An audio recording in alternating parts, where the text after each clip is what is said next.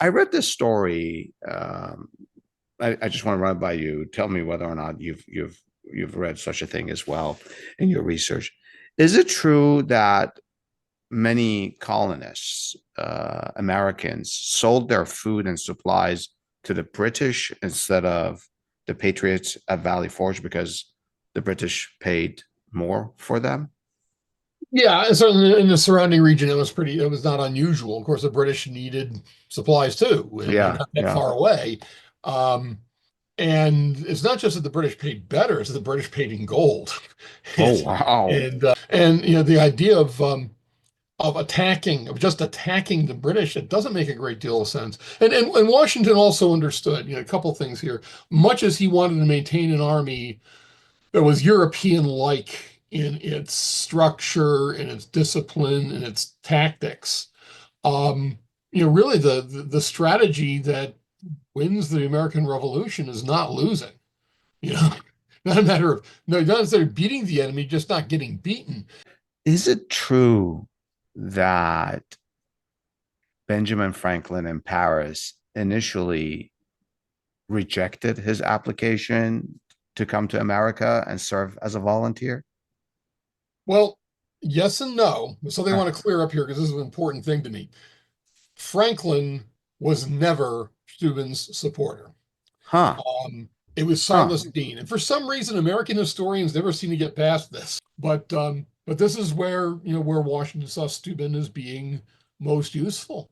And Steuben threw himself into it not because he enjoyed it, just because he understood that that of all the things the Continental Army was missing, and without getting into enough food and enough uniforms, was system. The Army just didn't really have a a standard operating procedure to cover everything as any European army had.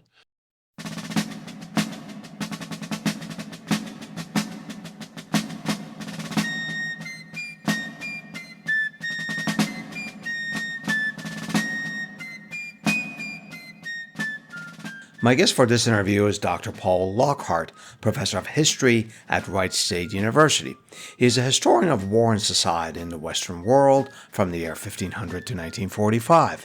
His research focuses on Northern Europe, with a specialization on Denmark, and in recognition of his contributions to the study of Danish history, he has been elected to membership in the Royal Society for Danish History, which is a rare accolade for a foreign scholar. I have previously interviewed Dr. Lockhart about Denmark and its military history, and that episode is titled The Longest Continuous Monarchy: Denmark's History, How an Empire Declined in a Flash, which I've linked in the notes of this interview. Dr. Lockhart has also researched and written extensively on the military history of the American Revolution, including his book titled The Drillmaster of Valley Forge, the Baron de Steuben, and the Making of the American Army, which is the subject of this interview. You can learn more about Dr. Lockhart and his extensive publications by visiting his academic homepage, which is linked in the notes below, along with links to the images, music, and other materials we used in this episode. And I'm Adel Ali, your host, and you can learn more about me and our program by visiting aarevolution.net. So, stay with me as Dr. Lockhart and I analyze Valley Forge and the story of Baron de Steuben. Dr. Lockhart, it's a pleasure to have you in our program's special series. Thank you for taking the time for this conversation with me about the American Revolution. So, why Valley Forge? What circumstances led General Washington's decision to winter in Valley Forge? Well, it's not an illogical decision. Of course, the main concern at this point is that the primary British Army, the one that had been centered around New York and which had had taken Philadelphia in the late summer and early fall of 1777, needed to be watched. And Philadelphia, of course, was the effectively the capital up until that point, the American capital, Mm-hmm, the mm-hmm. Declaration of Independence. It was science where the Second Continental Congress met. And once Howe moved his army, towards Pennsylvania and took the war in that direction, taking Philadelphia. Getting Philadelphia back, of course, is a major concern, Yeah. not just for symbolic value, but it's an important population center, of course. And Valley Forge had already served as a supply depot before. It was an area that was well known and actually fit the bill for most things in terms of defensibility, especially. Um, didn't the British raid that supply Yes. depot? I don't know. I think it was the prior year or something like It was that. the middle of September of 1777. Yeah, the Yeah. British Hessian force under Kniphausen had raided it. So it is within a day's march of Philadelphia, roughly 18 miles northwest of the center of Philadelphia at that time. Um, so it's within striking distance, but not so close that it can be taken by surprise. And just because of the topography of the place and the high ground and the where the Schuylkill River moves around it, it's actually reasonably, I'll say easy to defend, but it's as defensible as anything else is within a reasonable distance of Philadelphia. Did General Washington and other officers of the Continental Army consider other locations, or was Valley Forge the location from the Well, there were get-go? other locations, even within the context of American strategy in this part of the theater of war, not counting the northern department, where Horatio Gates had been in command. Yeah. Um, there were still outlying depots. There was one at Wilmington, Delaware, and there was a supply depot at Reading, Pennsylvania, and another one at Trenton, New Jersey. I think Trenton is where I think Washington kept most of his mounted troops. So it wasn't the only option. Just that it served well as a principal location. So based on what you just told me, should I deduce that not the entire Continental Army was at Valley Forge? Correct. So they were spread in other places as well. Well, the figure just during the fall of 1777, there are two major portions of the Continental Army in action. The one of the Northern Department under Horatio Gates and also Benedict Arnold, that had been ejected from Canada during the abortive Canadian expedition in 75, 76, and then which came back to defeat Burgoyne's army, The moving Battle of south along. Saratoga.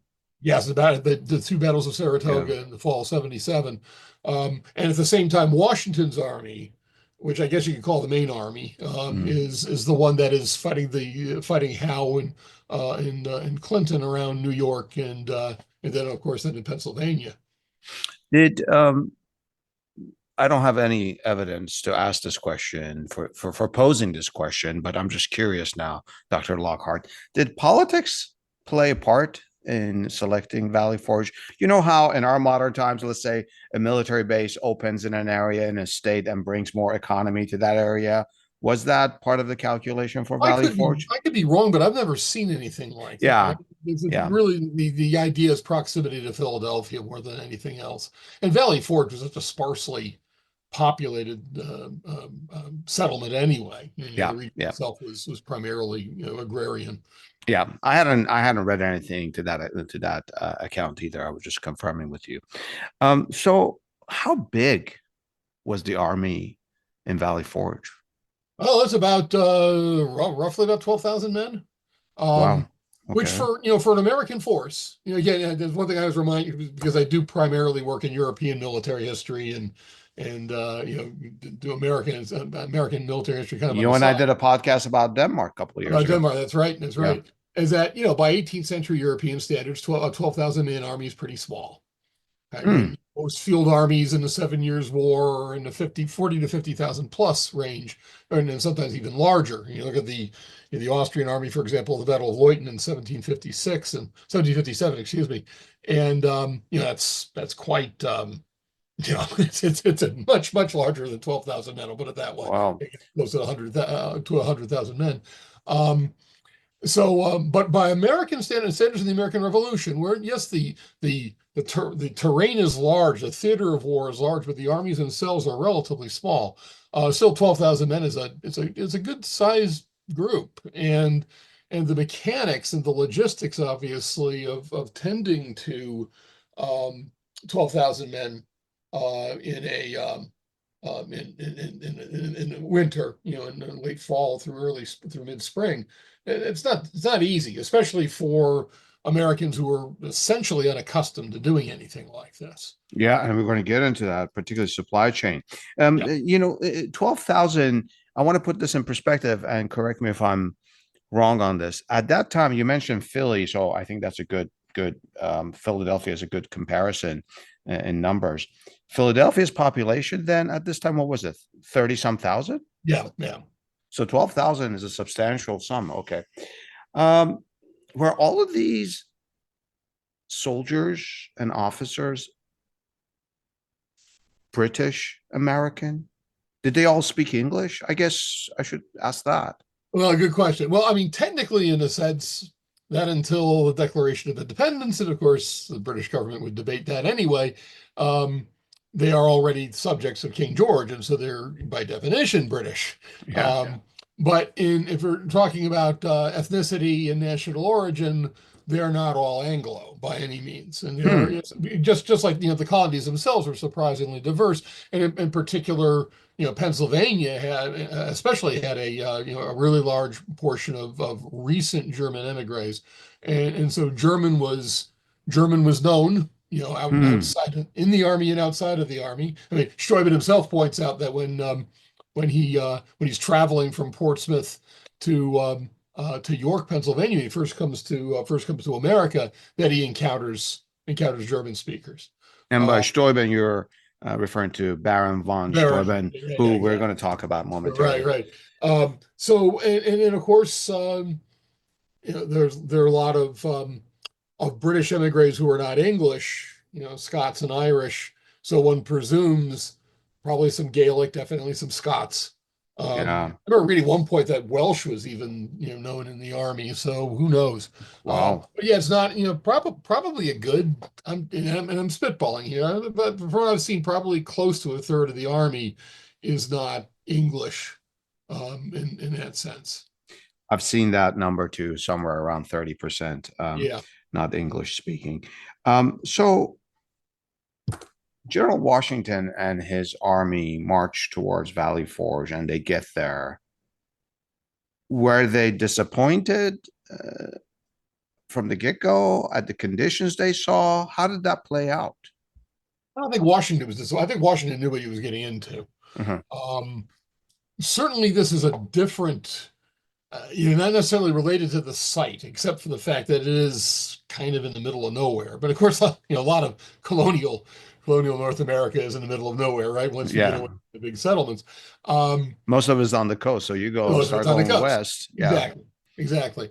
And it's not as if these soldiers are not accustomed to rural life. The vast majority of them, of course, are rural in origins. But the fact that at Valley Forge that they come upon basically a blank slate. I mean, there's no huts waiting for them. There's no buildings to take over except for those that general officers have taken over for headquarters. They have to build huts for the beginning in December. So I think in that sense, nobody was especially happy with with the encampment site. And it does seem to have come to us as a surprise to. I think, to a significant portion of Washington's army. Was the main issue in Valley Forge a supply chain issue, you think? Oh, yeah. I think that's probably the thing that makes the winter miserable. It's not really the weather, because it's one thing that clearly stands out. There are much, in terms of weather, in terms of snow and cold, there are much worse winters. I think primarily of 79-80 in Jockey Hollow in Morristown, 1779, 1780, which was absolutely miserable in terms of volume of snow, and your soldiers waking up and finding themselves practically drowning in snow. Wow. Valley Forge I don't say it's exactly a mild winter, but not an especially harsh one either. It's really the lack of something that bedevils the Continental Army for certainly for the first couple of years of the war, and one way or another throughout, the lack of adequate clothing, blankets, food, the usual. There's not a lot of points where the Continental Army is really, really well supplied, and Valley Forge seems to be one of the low points. It's so interesting that you say weather was not the worst in the history of the Revolutionary War, because that's what we often hear about, the winter at Valley Forge, in middle school and high school when we learn history. I read this story. I just want to run it by you. Tell me whether or not you've read such a thing as well in your research. Is it true that many colonists, Americans, sold their food and supplies to the British instead of the Patriots at Valley Forge because the British paid more for them? Yeah, and certainly in the surrounding region, it was not unusual. Of course, the British needed supplies too, and they're Yeah, not that yeah. far away. Um, and it's not just that the British paid better, it's that the British paid in gold. Oh, wow. And in Continental scrip is not worth much of anything. I mean, it's worth a tentative promise that when this is all over and the United States is successful, it'll be worth something. But yeah, definitely from a purely economic point of view, it's a much far more preferable to sell to the British than to sell to the Americans. Of course. And did that cause uh, Continental Army soldiers go raid some of the farms around, or They're pretty acquisition of controlled. I mean, this is a fairly well disciplined yeah. encampment. There's been a lot of but incidentally, and I make a plug for a colleague and friend of mine, Rick Herrera, who wrote about essentially about the rebuilding of the quartermaster's Yeah. quartermaster's role within the army with Valley Forge has contributed a lot to this. But the army itself is pretty well disciplined. Oh, So I don't see wonderful. a lot of soldiers raiding Yeah. By nearby the farm. way, just you mentioned Rick Herrera. Just Herrera, yeah. want you to know Dr. Herrera will be joining our program to specifically talk about the Continental Army Oh, as great. well as Okay, yeah. good. Yeah, So that's you'll going to be enjoy a very that. interesting. Here's a question, just because I'm not familiar with how campaigns were had, were launched at that time. So if the question is naive, I apologize both to you and our audience. The Valley Forge, the story of the Valley Forge lasts from December 1777 to June 1778. This is when the Continental Army is there. Couldn't the Continental Army start campaigning, I don't know, somewhere late March, April, when the weather starts to be more accommodating? They stay there when the weather is warm for another 2, 3 months, right? Right. Let's say April, May, June. Yeah, June when the British leave Philadelphia and Washington sets off in pursuit. So the several months that the weather is cooperating, it's more strategic reasons for continuing to stay there than anything else. Is that the story? Well, yeah, there's a number of ways you can address this. Actually, there's several considerations. Some of the Okay. specific revolution, some of those specific to, or more general about the art of war in the 18th century. Okay. And first of all, when it comes to the art of war in the 18th century, nobody likes to move in the spring, not till later spring. I mean, Really? Huh. well, because the roads are mud, and Oh, in yes. when it's rainy, and so honestly, the best times to move an army are in the deep of winter and in high summer when the roads are either dry or frozen. Um, they're much easier much easier to slog cannon over a frozen road than through one that's got mud so deep you could drown a mule, right? Yeah. So there's that. Um, I'm so and I glad mean, I asked that question. That's interesting. Yeah. so early spring campaigning, definitely nobody really likes to take off Okay. in March or April, not in more temperate climes, like we have here. Okay. Especially with snow melt adding to the rains and all that. Of course. So there's that.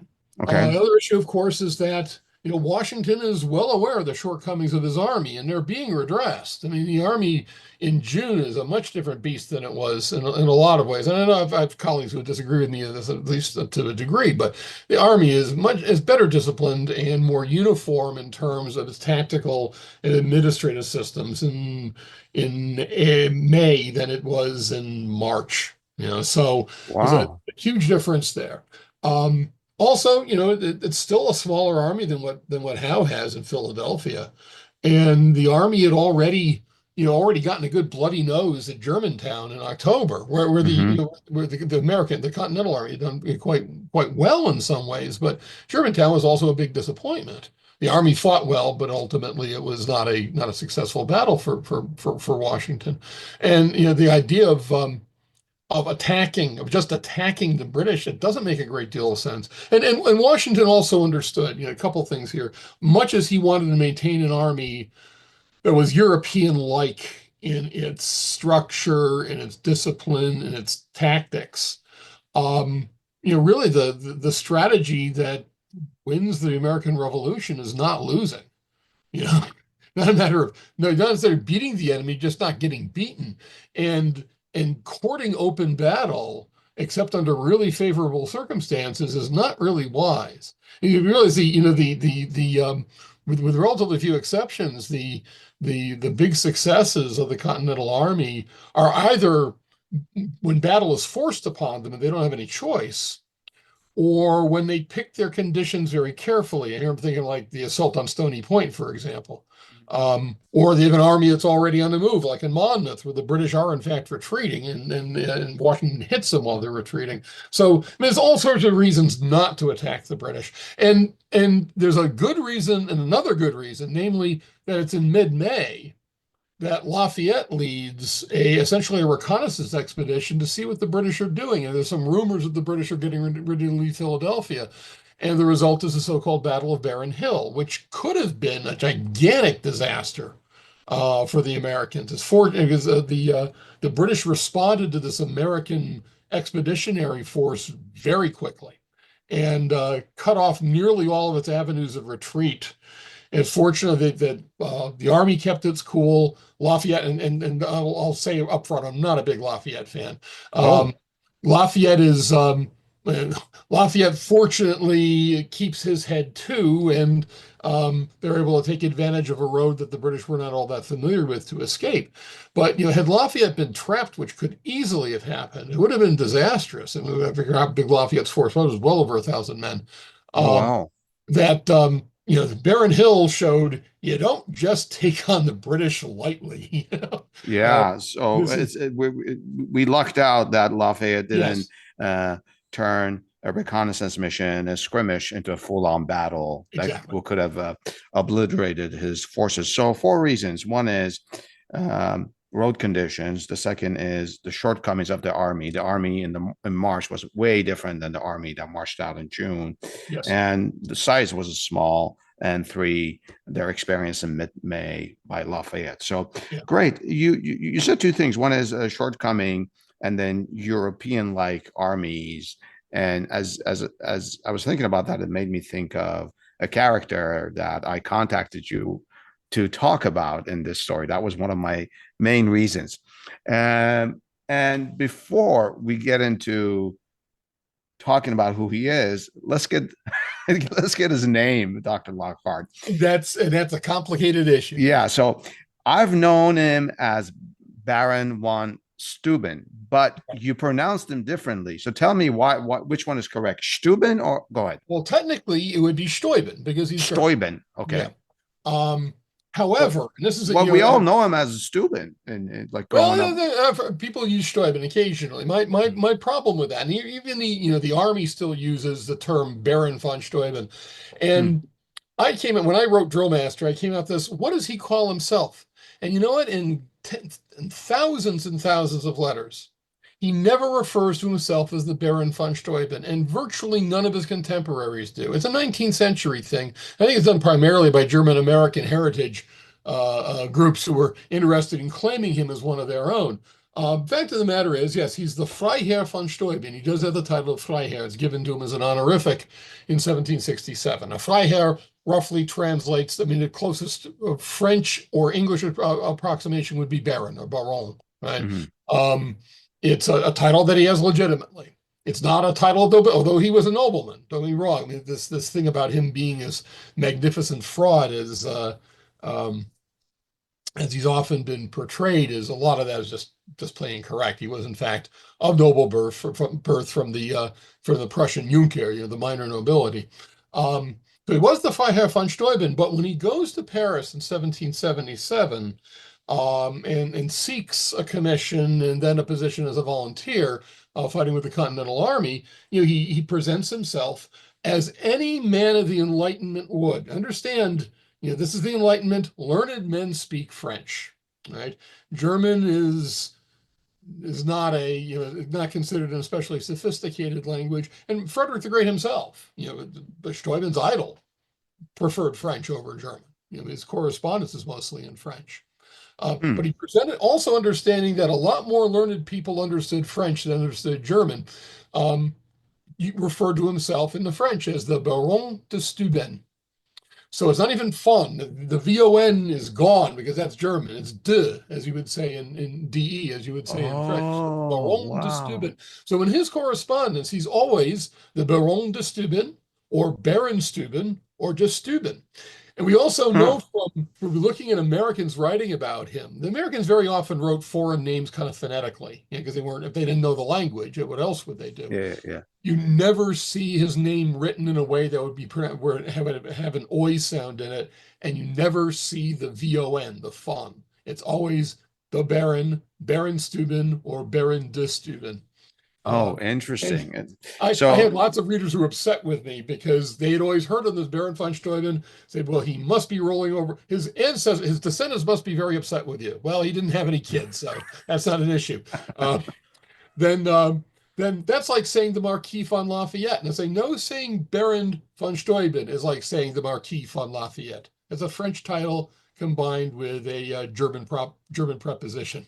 okay. So, So if that's the case, we're going to call him Steuben for the purpose of Steuben's this fine. Yeah. So If I it's slip into wonderful. Steuben, just, I work with German That's sources a completely lot. fine. So. So is it true that Benjamin Franklin in Paris initially rejected his application to come to America and serve as a volunteer? Well, yes and no. So they Uh, want to clear up here because this is an important thing to me. Franklin was never Steuben's supporter. huh. It was Huh. Silas Deane. And for some reason, American historians never seem to get past this. Franklin himself, Deane himself noted that, um, first of all, Deane of the two, Silas Deane of Connecticut and Benjamin Franklin of Pennsylvania, of course, were acting as American emissaries in Paris. Deane was the one who acted as a talent scout. In other words, he's the one that French officers looking for an American commission went to. Now, a little Oh, bit of background here. By the fall of 1777, there have been lots of European officers. Europe's at peace, for the most part, and a lot of European officers, like Steuben, for example. Once the 7 Years' War ended in 1763, they're out of a job. Um, so they're looking for wars in which to fight. They're looking for a job. if I may interject here for a Yeah. second, Dr. Lockhart, didn't Steuben have land or other means of income back in? No. Okay. Nothing significant. And again, that comes up a lot Okay. because So it's not the same thing as being noble, but okay. yeah. So this is not the same story as Lafayette, who was financially well off back in France. No. Okay. Steuben had basically been a professional courtier since the mid 1760s, and he hated it. And it wasn't especially remunerative. He had heard about the American Revolution, and he went to Paris um, looking for. Of course, he had friends in Paris, very important, influential friends in Paris. Yeah. But in the meantime, he was offered a position at the court of the Margraviate of Baden in Karlsruhe. Went to take care of that. A nasty rumor caught up with him there. He goes back to Paris and looks for a And that nasty rumor, I know we're sort of digressing. Is that the story of him being allegedly being a pedophile or something to that Yes, account? yes, and that he was. Of course, there's very little exists of what this actual charge was. A reference to him taking liberties with young boys who were under his care, Hmm. and this is. There's nothing else to it. I know there's a few activists who have wanted to have a Steuben monument taken down in D.C. because of this. There's nothing to suggest that there's any validity to this. But Steuben fled because what else are you going to do? And so that just the charge itself is enough to condemn, enough to damn him. So, historically investigating this, we relegate this to essentially a rumor. Yeah, You it's a found rumor. no records, no evidence No, to substantiate. I see. no. So let's get back to Franklin and Silas. Here Okay. is Steuben essentially looking for work for purposes of income and also perhaps some glory and adventure. Right. Okay, Mostly a job. Mostly a job. mostly a That's job. mostly a job. And one thing also that comes up about Steuben, and this is a critical issue in his career later on. Steuben loved being a soldier. And I'm not talking about the pomp or the uniforms or whatever. He loved a good fight. And occasionally you run into, Grant, for example, is another great example of somebody who just, even if they're kind, merciful, decent people, they just got something out of the thrill of battle that they couldn't get from anything else.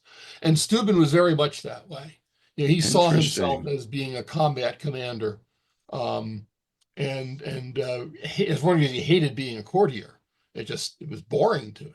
He wanted to be in action. So Um, America makes sense. There's this big yeah, war going on, great war. Okay. and he doesn't have a lot of time left. He's 47. Um, there's he's getting to the point now that he's getting towards the end of his physically active years by the standards of the 18th century. So the American Revolution comes up at a great time for him. It's his arrival in Paris is at a bad time for Dean and Franklin because they're getting complaints from Congress. Stop sending us so many foreign officers. Oh, American officers were beginning to feel kind of cheated, when they see foreign officers preferred over them. And some of the foreign officers proved to be incompetent. I mean, there's obviously for every de Kalb, for every Lafayette, there are probably half a dozen foreign officers, mostly French, who proved to be incompetent hmm. or not sufficiently attached to the cause. And so, but Steuben, first of all, very gregarious, very extroverted, also generally speaking with a very good political sense. In other words, he knew which buttons to push and how to phrase things. Plus, the French Minister of War, Saint-Germain, was an old friend of his. Wow, not a bad connection to have. Right? No, and that led him immediately to the Comte de Vergennes, who was Louis XVI's foreign minister, and to the playwright slash political activist Caron de Beaumarchais. So he has Oh, three significant, very powerful people at the French court who are vying for him. And Dean immediately liked Steuben and understood that he was not overblown. He actually knew what he was talking about. And Dean understood too that Steuben's paper credentials did not really do the man a lot of service compared to his actual experience.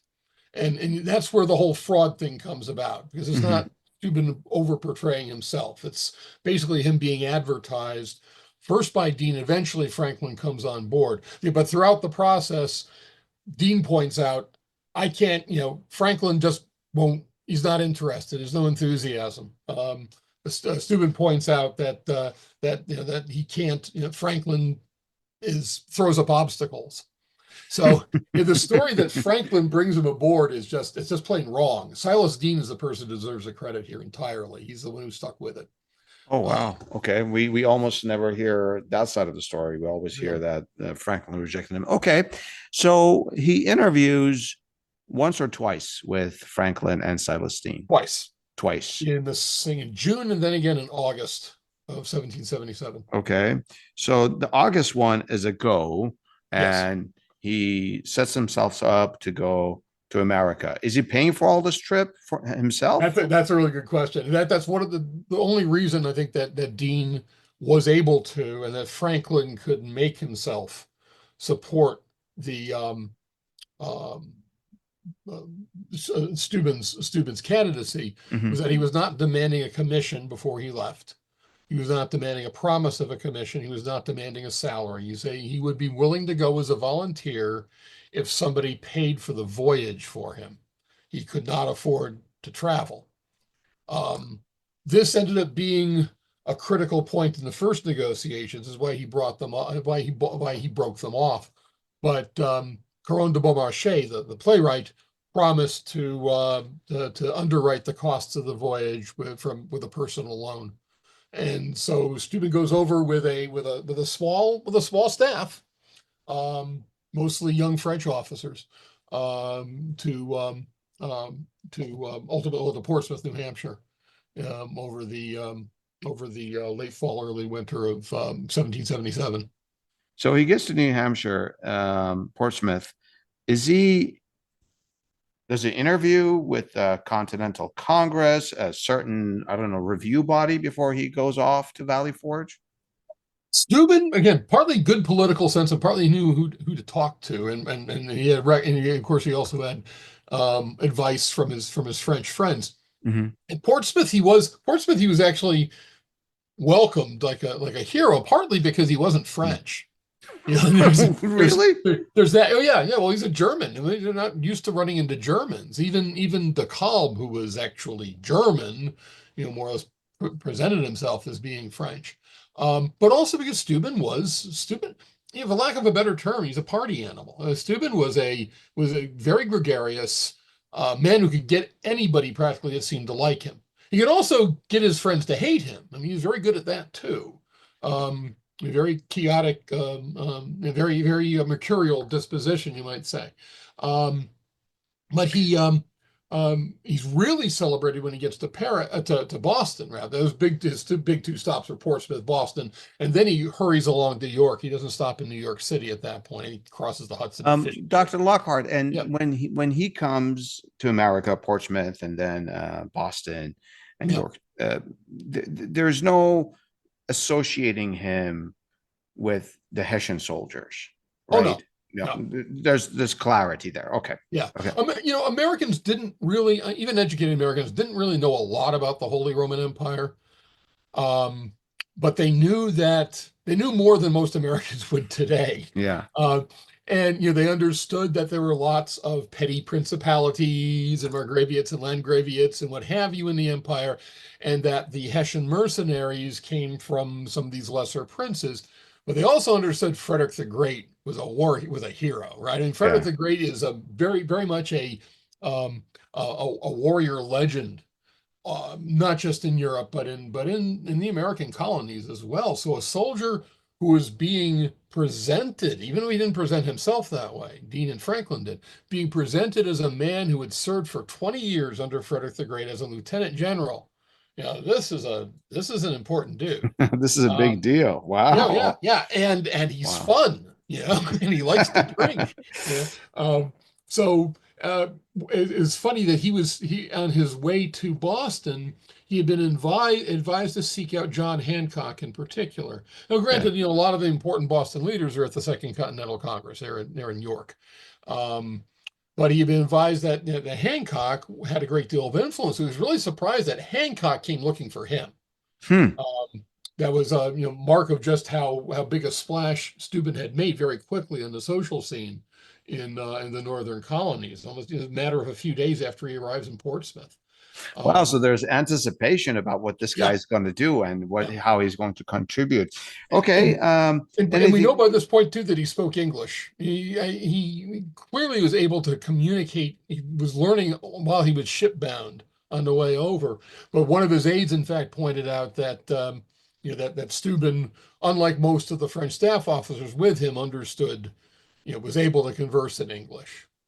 So this is And like broken English to it's communicate. broken, yeah, but he Yeah. can make himself understood. Good. That's okay. So anything else before we get to Valley Forge? Anything else you want to Well, I point out? should point out, before he gets to Valley Forge, he has to go through York. And you asked about Continental Congress. Yeah. He did in fact contact um, the Congress as a whole. He contacted Henry Laurens, who was the president of Congress at that point, and effectively Mm-hmm. the chief executive officer, of the United States at that point, um, and a few others, including, and this was just brilliant, and somebody must have advised him about this, Horatio Gates. Um, Hmm.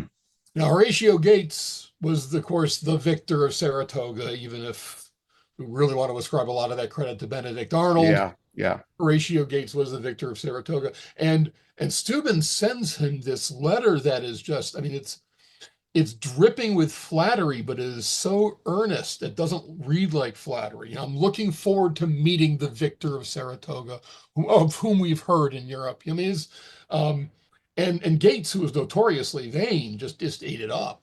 Steuben even gained a fair amount of respect for the fact that Gates's wife, who was thoroughly disliked, among the high society of the Continental Army, that even she just absolutely loves Steuben. And one of them pointed out, one of Gates's friends pointed out that this is a Medusa who rules with a rod of scorpions, and even she likes Steuben. Um, I just the way you describe Steuben, first of all, it's so fresh. I haven't heard this sort of angle of his personality, but he comes across as so socially capable. Oh yeah, and sometimes so socially idiotic. Yeah, goes to the party animal. Okay, so he interviews. We're in New York, and he's interviewing with. Yeah, and he met with Congress and met with the board, met with a special subcommittee that was set up to meet with him, and charmed all of them. Oh, nice, nice. And part of it was his demand was, again, he wanted to be a volunteer. Um, he wanted his staff, not himself. He wanted his staff to all get appointments as captains and be paid accordingly as Continental Army captains, which is a pretty modest demand. And if Congress was satisfied with what he had contributed to the Army when the war was over, he would like to be compensated for his expenses and maybe pay. Which is say no to that. I mean, exactly. It's perfect. They're getting the right of essentially, well, we didn't like what you contributed. You're out. You're out of luck. They get the right to do that. And they already. I mean, overall, I mean, Henry Laurens, for example, was the president of Congress. He and Steuben were tight from the very beginning, and they all recognized in him not somebody who was full of himself, but somebody who was extraordinarily well read, and not just in military science, but also in politics. And again, Steuben was, and we have to, I think of him this way. He was very much a child of the Enlightenment. He was, like so many other kind of lower philosophes of the period. He knew he read Montesquieu. He had read Rousseau. He had read the great works of the French Enlightenment. And in America, except for the sort of, correct me if you think I'm wrong on this, the middle class, perhaps upper middle class, and the elite, they weren't really familiar with the Enlightenment. But people like Jefferson were. Oh, there you go. That's an elite. Yeah. And at least we're familiar. I mean, look at the impact that Montesquieu has on American constitutional thought. There's definitely connections there. And of course, that also helps that Steuben is not just some guy who's showing up and wants a general's commission so he can take advantage of the revolution. He's somebody who speaks their language and makes references to wanting to serve the Republic. He uses the word Republic deliberately. And so he's signaling that ideologically he's with them. Yeah. In a way that you don't see with other foreign officers. Yeah, that you were saying that their attachment to the cause was shaky, some of the other foreign officers. So he gets to Valley Forge, and please take it from here. He must have met with Washington. There's that first meeting. What happens next? Well, first meeting, and it's funny that because the dynamic and the chemistry between Washington and Steuben, I've always found fascinating. I don't think the two men read each other very well. And there's a great deal of respect between the two. There's also a Hmm. fair amount of friction. Um, Indications are that Washington was very happy to see Steuben. Um, especially once they began to talk, and Washington realized that Steuben had all sorts of really useful ideas that could be employed in doing something with the army. Um, but Washington also was notoriously taciturn and reserved. And when Steuben described his meeting with Washington to his friends in Prussia, it's there's where Steuben just lies outright. An honor guard comes out to meet me, there's fanfare.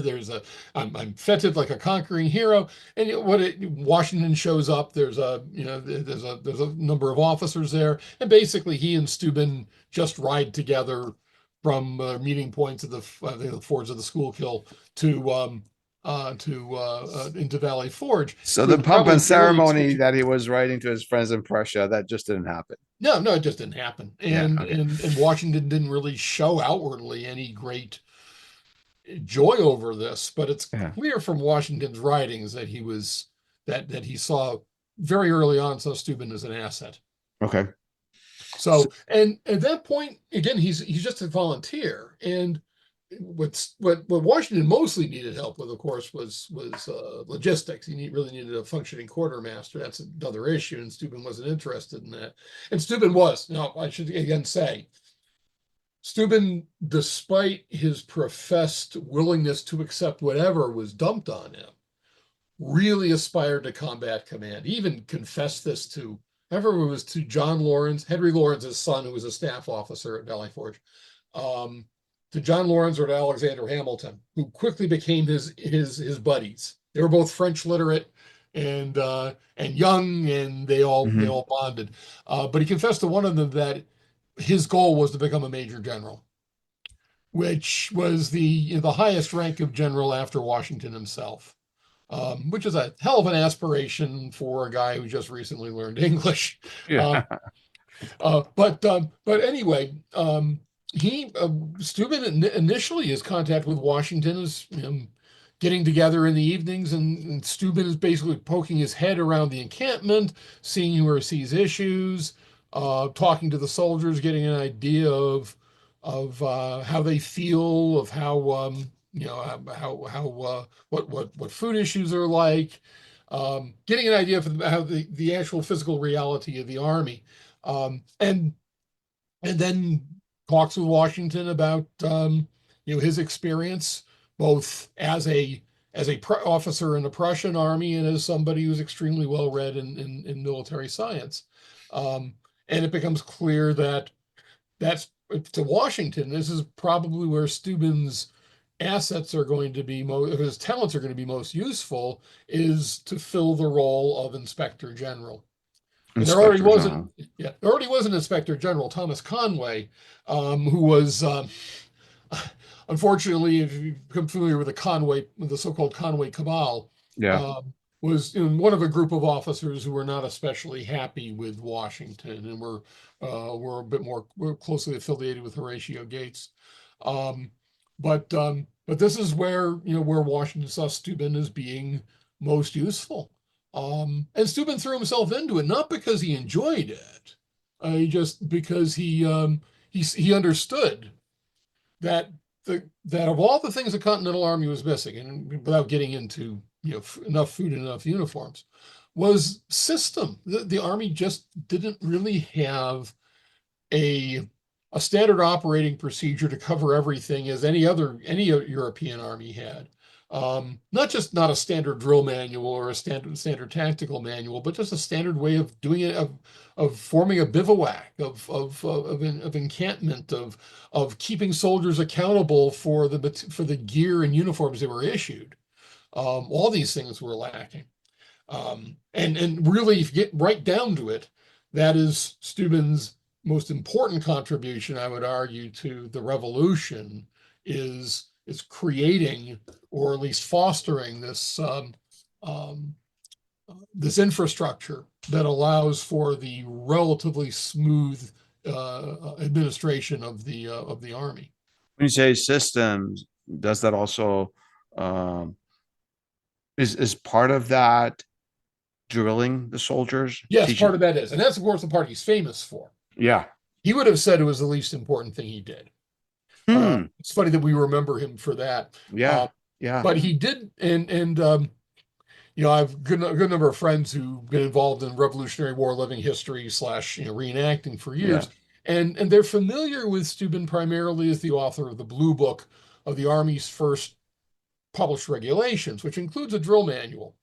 And Steuben, what they're familiar primarily is what we call the manual exercise, which is how the individual soldier, who's for most part, of course, the average soldiers and infantrymen, how they use the musket, how they move the musket around, how do you get from shoulder arms to order arms, how do you load the musket in a certain number of times, so that everybody does everything in synchronized, timed fashion, so that the entire army can move as one.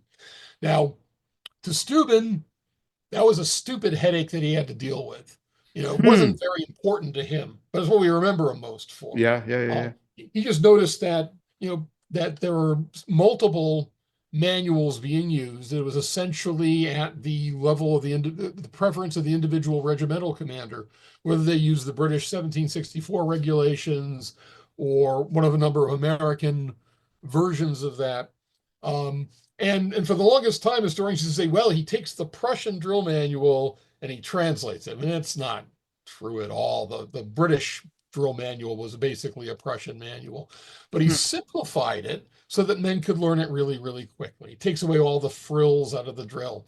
The main thing he understood, and drill heads like me will appreciate this, is that the Army can't move effectively as one if they don't have the same marching stride, the length of step, and they don't have the same marching cadence.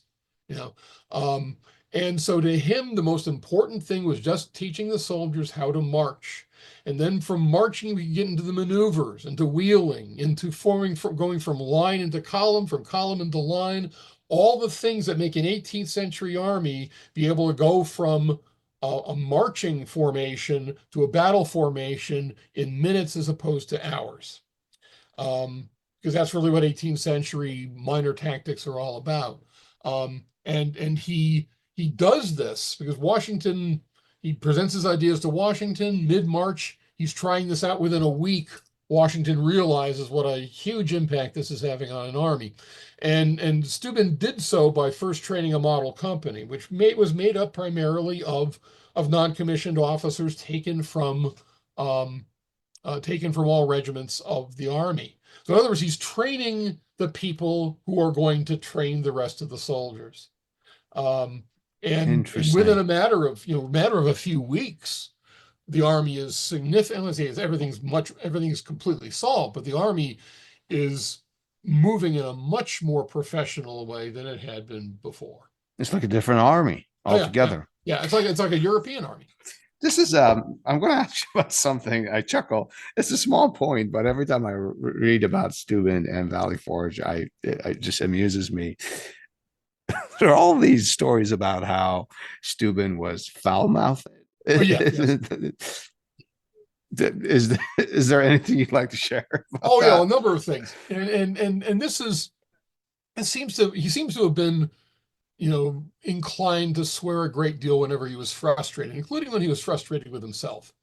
And from the very first time working with a model company, he combined his broken English with soldiers who were not accustomed to hearing the kind of accent that he had, that invariably wires would be crossed and men would do things that they weren't ordered to do or what have you. And Steuben's response was usually to swear. And of course, when individual soldiers messed up, he'd swear at them, but the soldiers themselves never took this badly. They thought of Steuben as being one of them. And of course, they're themselves connoisseurs of fine expletives. They're appreciative audience. And there's a couple moments that are especially stand out. The only curse in English that he was really comfortable with was goddamn.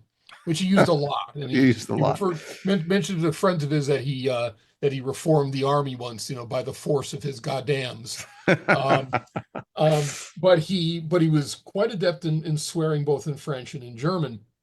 There's a couple moments, one Would where he, those the French or German expletives, would they be translated for the well, that's the soldiers? thing. It was Billy. I'm talking if it was Billy North that he summoned to him once during a drill while he was training some troops. That he had run out of curse words, and he wanted North there to help him translate. Uh, or come swear for me. Um, That's so priceless.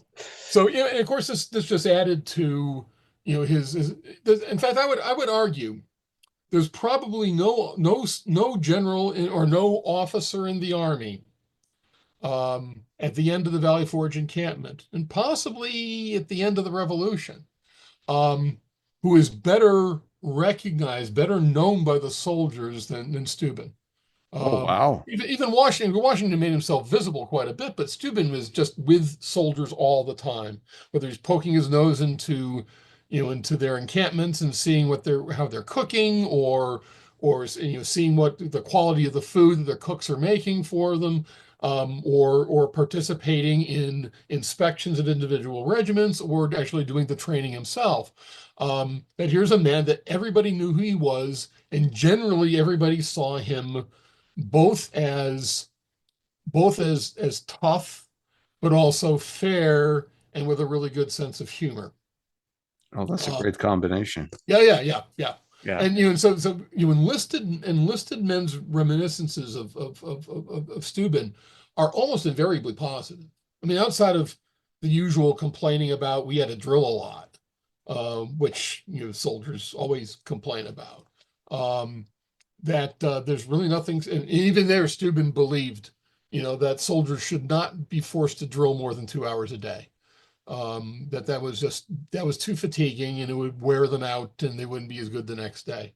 Um, Now, and this is an interesting point. I think this leads to too when Steuben composed, which he did in 1779, the so-called Blue Book, the first regulations of the U.S. Army, which was, of course, it's a drill manual and a tactical manual, but it also has practical advice for non-commissioned officers and for officers of various grades.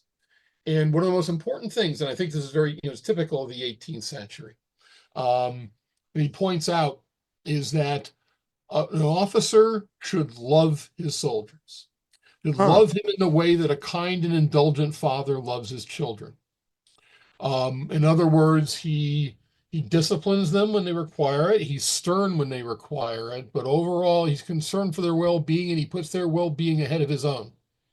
Is Uh, that something particular to him, or is that something, that sort of love towards one soldier? Is that something that he learned back in Prussia? I would argue that's a kind of a fundamental feature of mid 18th century armies, but especially, I would say that's definitely something that Steuben picked up in the Prussian army. Um, Interesting. but something also that was extraordinarily important to Steuben. The idea of officers um, attending to their own needs before they attended to those of the soldiers, to him was just, it's terrible. That's not what an officer is. Self-sacrifice.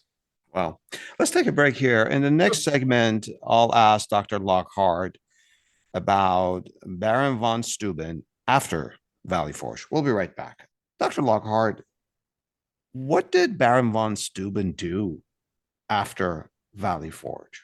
Well, I would argue, well, first of all, I did a lot, but I would argue that's really where the heart of his contribution to the American war effort and the revolution, but also the foundation of the permanent military establishment of the United States. Hmm.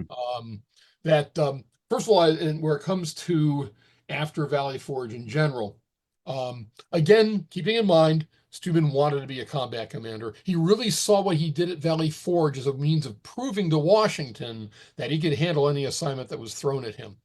Now, when the Continental Army breaks camp in pursuit of the British when they evacuate Philadelphia in June of 1778, Washington, everybody's on deck, and Steuben in particular is heavily involved in reconnaissance leading up to the Battle of Monmouth, but he's also heavily involved actually in the action at Monmouth, um, and incredibly so.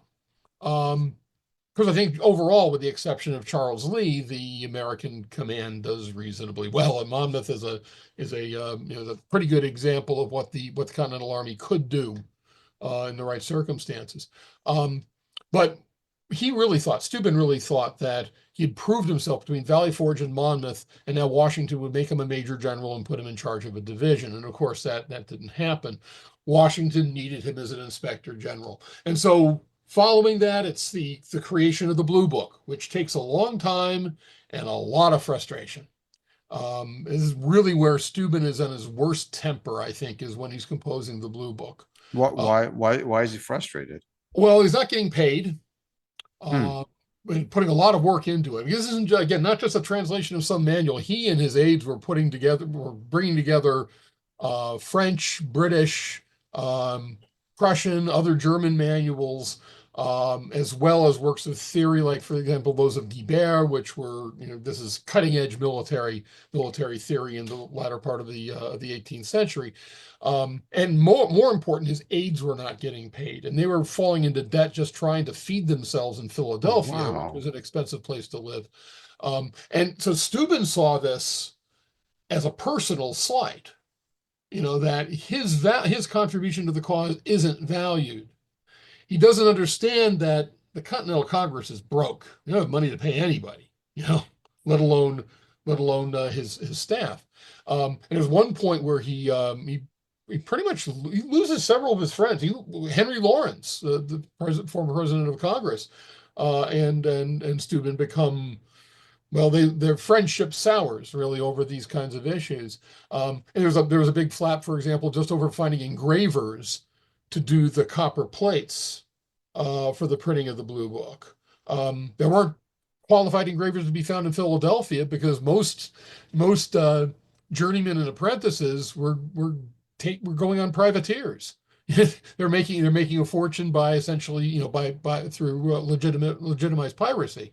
Hmm. Um, so skilled labor isn't available, but Steuben takes this as a slight. So and when he feels he's slighted, his temper boils over, and that's when he really begins to tick people off. Um, Ultimately, it's during that period that he also expands the role of the inspector general and some of the more important um, issues, for example, regarding accountability. The introduction of a soldier's book, for example. Every soldier carried a book that listed all the items of equipment, clothing, even ammunition that they were issued, and every day at inspection, they would have to be able to account for all that material, or be fined if they're missing any of it. It was a way of discouraging soldiers from just walking off with their equipment when their enlistments were up, and of just randomly throwing away ammunition, for example. So I mean, in those little ways, Steuben, was contributing to a more modern or modernized American army. But it's also, again, the continual inspection of the troops, the continual putting them through field maneuvers. I mean, this is why the Continental Army, certainly by 1781, is just French. French observers, for example, are convinced that they're seeing a Prussian army in different uniforms. Oh, wow. That they are that tactically proficient. And that's the work of Steuben and his several sub-inspectors. Now, Dr. yeah, Lockhart, yeah. just if I may interrupt for one moment, please.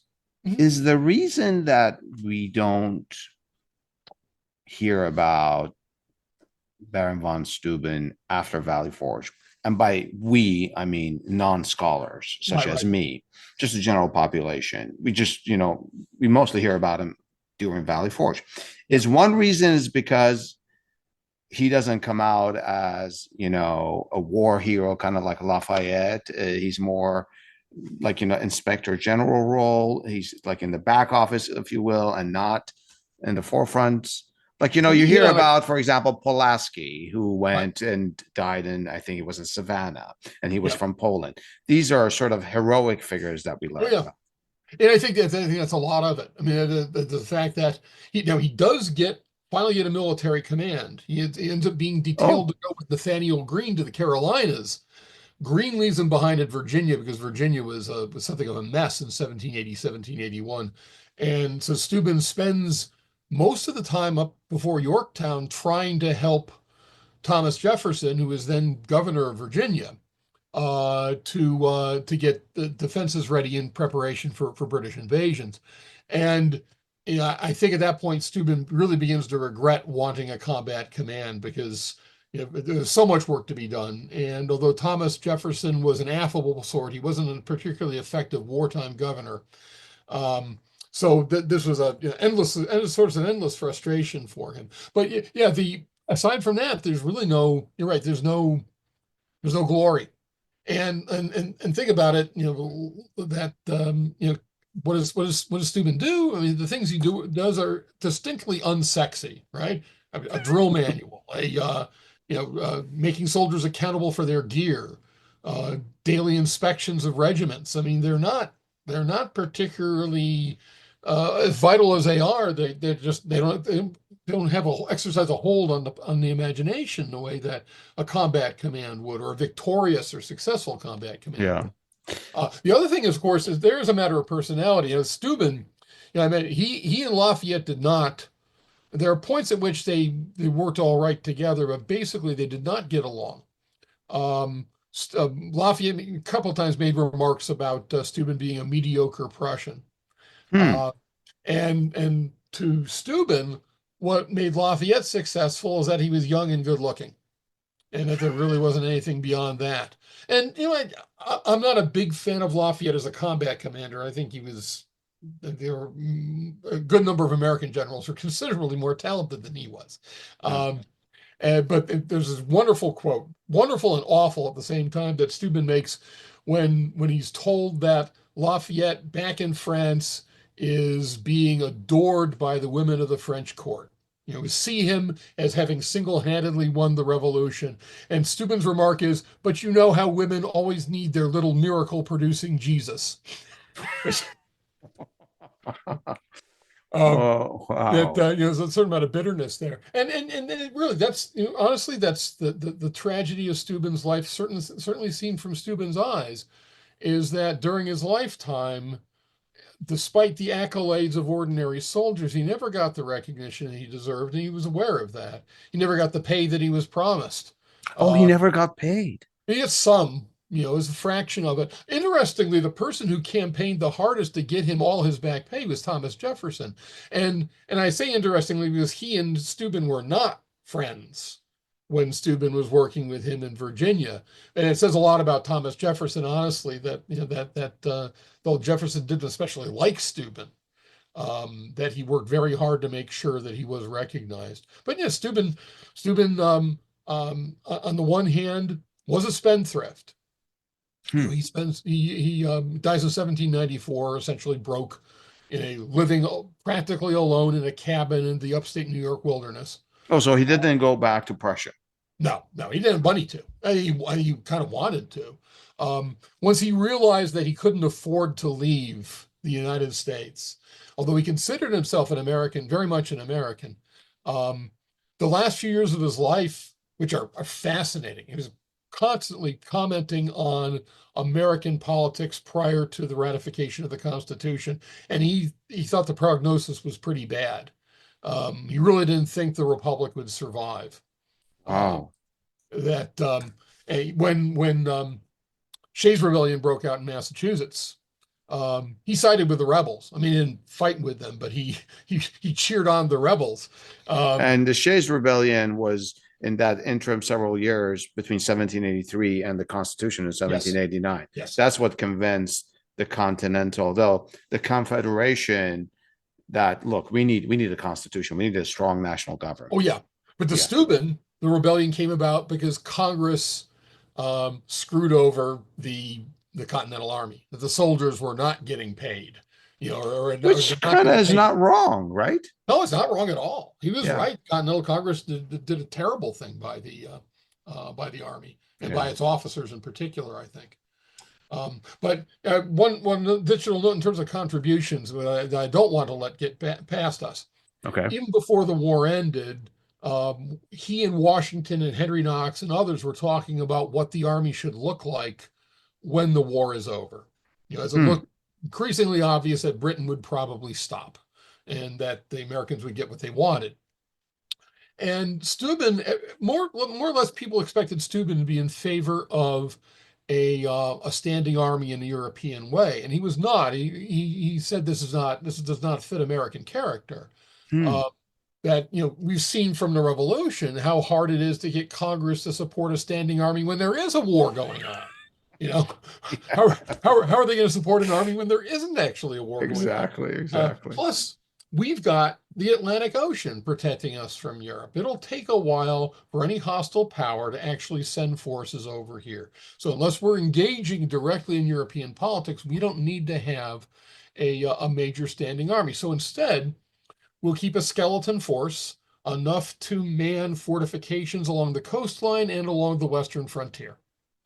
Um, we will we'll make sure, though, that citizens are all trained, to be able to at least handle a musket. That we have, in other words, an army that's expandable through a semi-trained militia. And but the most important thing, he argued, more important than making sure that ordinary folks knew how to handle a musket, was making sure that you had a trained officer corps. It's harder to train officers than it is to train a guy carrying a gun, right? Like West Uh, Point? like West Point. In fact, he suggested a series of military academies, of which West Point would be kind of the center. And in fact, he's already, well before West Point was actually founded, recommended a curriculum for West Point, which went along with mostly with current European ideas about what a military academy should teach. It's effectively a liberal arts education. They learn languages, they learn natural sciences and philosophy, they learn history, as well as engineering and military science. Um, This is so, interesting. I don't know how much impact he had on, I don't know, on Washington or like Society of Cincinnati or anything like that. But by having a small army, you also have a former commander in chief that becomes president, but doesn't become a Napoleon, starts to right. leave afterwards. I don't know if Steuben directly contributed to that, but his proposition sort of makes sense in light of what happens in history. Yeah, and I think it came from, and one of the things that Steuben had, I think, that we oftentimes don't give him quite enough credit for, um, was a fairly good understanding of American character, of what Americans collectively would tolerate and would not tolerate, um, and that Americans, even when is and I think it's not all that unfortunately, it'd be very controversial today, but that Americans, even when they're fighting to defend themselves, even when they're fighting for their best interests, get bored of war pretty quickly. And you know oh, this again, and they don't want to, they really don't want to support, make the kind of sacrifices that are necessary for a prolonged war. I mean, who does? Yeah. But of course, in a monarchy, it's easier to maintain a war effort despite popular opinion. Um, So you're so saying that Americans getting bored, let's say at that time of war, it just goes on and on and on. yeah, It's not so much different than how Europeans may have felt about war as people, but it's just that in Europe you had monarchies who could, you know, push them and shove them to continue. and not just that you have monarchies, but also that you have habits of deference that are Ah, not really part of American character, certainly in the 18th century. And getting back to the drill thing, he had the very famous letter he wrote to one of his friends in Germany, where he pointed out, when I teach the troops drill, it's different than when I used to do this in Prussia, or than what you have to do. When you want a soldier to do something, you say, do this, and they do that. And I tell a soldier I want him to do something, and he says, why? You mean an American soldier? American soldier, yeah. He says, why? So I have to have a good reason for everything. And this was part of his rationale for taking the manual exercise, the postures of the musket, and taking away unnecessary, the motion to go from the position of shoulder, your firelock, of holding it at the left shoulder, to bringing it down to the position of order, bringing it down to so the butt rests on the ground next to the outside of your right foot. It's 6 motions in the British manual. It's 2 motions in Steuben's manual. Anything that he said really didn't make sense, that he tried to eliminate. And he said, once you explain to your soldiers why you should do this, then they're all right with it. But they don't just obey for the sake of obeying. Which is different than what's happening in soldiers. He said the American is not a Prussian. Yeah. They don't think the same way. And I think he understood this not just in small matters and trivial matters like drill, but also in bigger matters like military policy and popular support for prolonged military engagements. If you wanted our audience to remember just one point about Baron von Steuben, after everything we've talked about, what would that one point be? That he created, I think, not single-handedly, but I think he was a mastermind behind it. He created the infrastructure that was necessary to make the first truly American army an army and not just an aggregation of units. I think the big contribution there is and again, it's not a sexy one. It's not a glorious one, but it's probably, this is where I would put his accomplishments well ahead of somebody like Lafayette. It's not pretty, it's not glamorous, but Steuben plays a major, if not the major role in reforming the Continental Army into a fighting force that was capable at least of standing toe-to-toe with the British. That's wonderful. Dr. Lockhart, thank you so much for educating me and our audience about the American Revolution, and to our audience, if you know of any history that could provide more perspective about the American Revolution, please share it with us and tell us what's your perspective. Thank you so much, Dr. Lockhart. This was wonderful.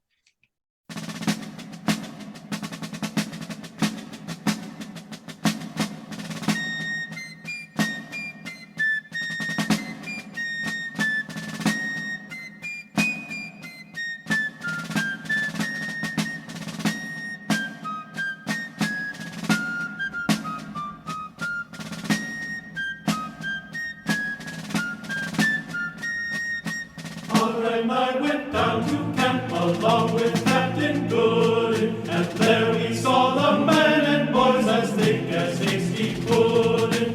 Yankee Doodle, keep it up, Yankee Doodle dandy. Mind the music and the step, and with the girls be handy. And there was General Washington upon a slapping stallion, giving orders to his men. I guess there was a million. Yankee Doodle, keep it up, Yankee Doodle dandy. Mind the music